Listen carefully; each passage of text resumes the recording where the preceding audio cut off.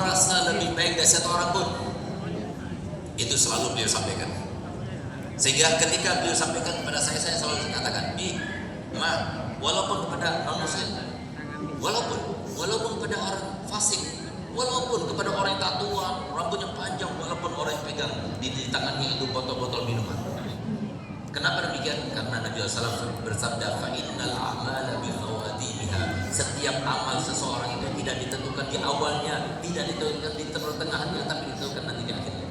Kalau kita meninggal sekarang, insya Allah kita meninggal masuk husnul khatimah. Tapi siapa yang tahu bagaimana kita meninggalnya nanti di akhir?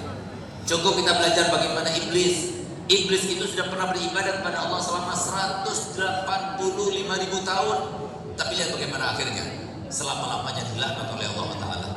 Siapa yang bisa menjamin kita tidak senasib sama iblis? Tidak ada yang tahu. Oleh karena jangan pernah kita merasa lebih baik daripada seorang itu. Sehingga saya punya apa berkata begini, kalau kamu mau mudah untuk tidak merasa lebih baik dari seorang pun, apapun yang ada sama kita, karena apapun yang ada sama kita, mau itu jabatan, mau itu harta benda, mau itu ketampanan, kecantikan, semuanya itu adalah titipan Allah berikan.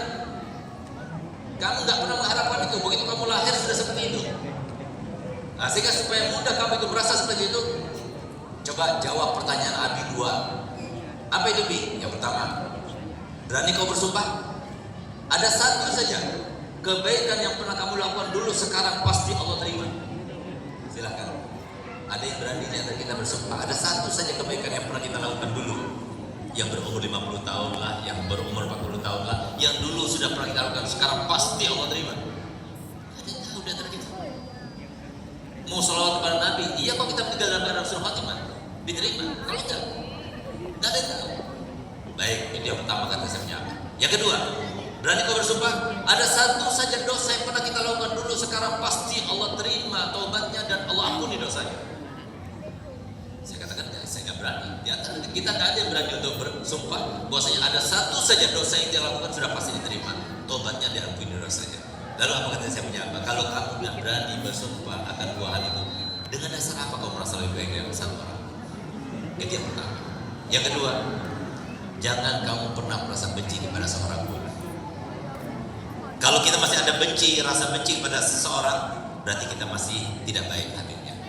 Harus hilangkan bagaimana caranya supaya hilang itu perasaan itu. Kenapa? Karena tidak ada yang kebetulan. Allah sudah menyatakan dalam Al-Quran, wa ja'alna ba'dakum li ba'din fitnatan atasbirun. Kami ciptakan antara satu dan yang lain ini adalah sebuah cobaan. Untuk apa? Untuk Allah Ta'ala tahu sabar atau tidak. Jadi tidak ada yang kebetulan orang ini berbicara begini sehingga kita membuat kita benci pada dia. Tidak ada, semuanya kebetulan untuk menguji kita. Yang tujuannya Allah Ta'ala itu 3 cuma.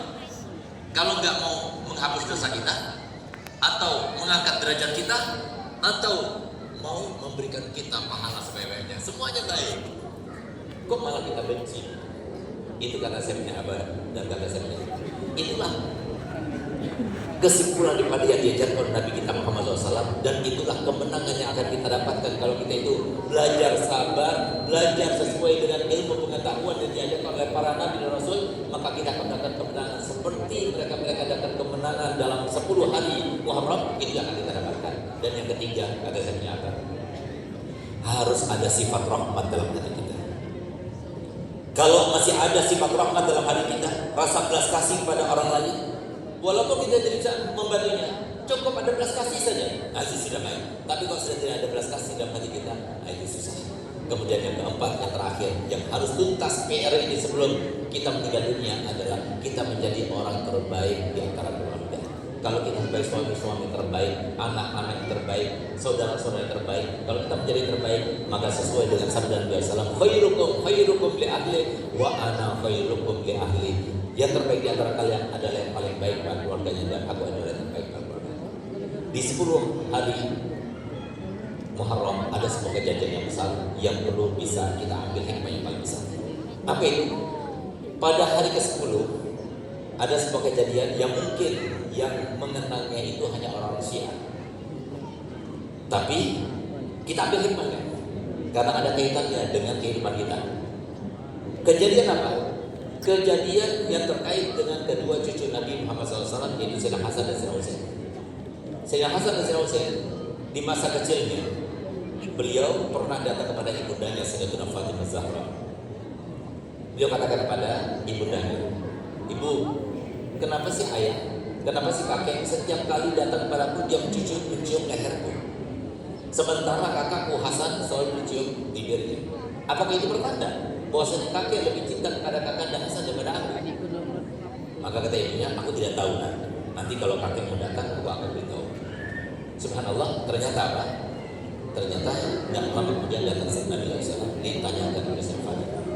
Ketika ditanyakan oleh Sayyidah Fatimah pada Nabi SAW, dijawab oleh Nabi, "Tidak, oleh Fatimah. Bukan itu pertanda akan cintaku kepada Hasan lebih daripada Husain, tidak. Akan tetapi aku cium Hasan di mulutnya karena disitulah sebab kematiannya, dan aku cium Husain di lehernya karena itulah sebab kematiannya." Artinya apa? Nabi SAW di sini tahu bahwasanya cucundanya ini Hasan Husain bakal meninggal di situ. Sangat tragis kematiannya. Tapi kenapa Nabi SAW tidak berdoa kepada Allah Ta'ala supaya dialihkan, supaya dihindarkan daripada kematian tragis? Nah, ini satu contoh bahwasanya kita ini cucunya Nabi. Nabi sangat tahu bahwasanya ini bakal terjadi kepada cucunya. Tapi Nabi SAW tidak memohon kepada Allah Ta'ala supaya dihindarkan yang semacam ini. Kalau ini terjadi pada Nabi, maka kita pun bisa lebih daripada itu yang terjadi.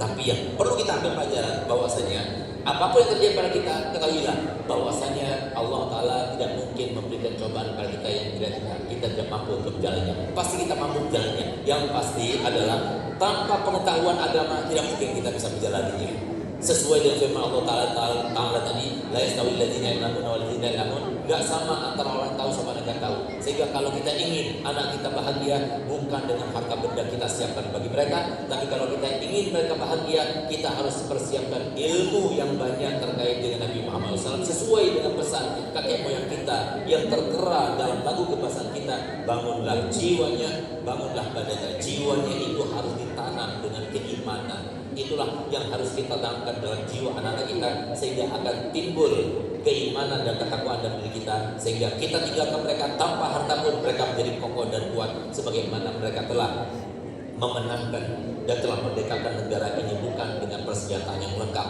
tapi dengan keimanan dan ketakwaan. Akhirnya kita mohon pada Allah Ta'ala, semoga kita semuanya yang hadir di tempat ini mendapat keberkahan daripada momentum yang terjadi pada 10 hari Muharram, terutamanya pada hari ke-10 yaitu hari Asyura, dan semoga kita tidak keluar tempat ini kecuali semuanya dipastikan sebagai hambanya yang paling besar mendapatkan anugerahnya, yaitu hambanya yang panjang usianya, sehat badannya, dimudahkan segala urusannya, banyak harta bendanya, bahagia dengan keluarganya, tapi tidak ada hisab di akhiratnya, lalu meninggal dunia setelah panjang umur, sehat walafiat, cukup modal, berjumpa dengan Allah, meninggal dunia dalam keadaan husnul khotimah, meninggal dunia dalam keadaan husnul khotimah, meninggal dunia dalam keadaan husnul khotimah. Allahumma innaka ta'lamu asrarana wa alaniyatana faqbal ma'ziratana wa ta'lamu hajatina fatina su'alana wa ta'lamu ma fi anfusina filana dzunubana. Allahumma sallallahu imanan yubashiru qulubana wa yaqinan sadiqan hatta na'lam anna la yusibana illa ma katabtahu alaina warridha bima qasabta alaina ya dzal jalali wal ikram.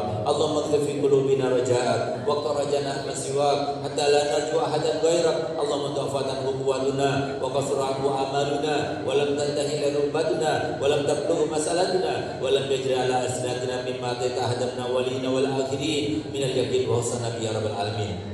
Rabbana atina fid dunya hasanah wa fil akhirati hasanah wa qina azabannar. Rabbighfir lana wa liwalidina warhamhum kama rabbawna shighara. Rabbighfir lana wa liwalidina warhamhum kama rabbawna shighara. Rabbighfir lana wa liwalidina warhamhum kama rabbawna shighara. Wa sallallahu ala sayyidina Muhammadin wa ala alihi wasallam walhamdulillahi rabbil alamin. Rabbil alamin. Mohon maaf wabillahi taufiq wal hidayah. Assalamualaikum warahmatullahi wabarakatuh.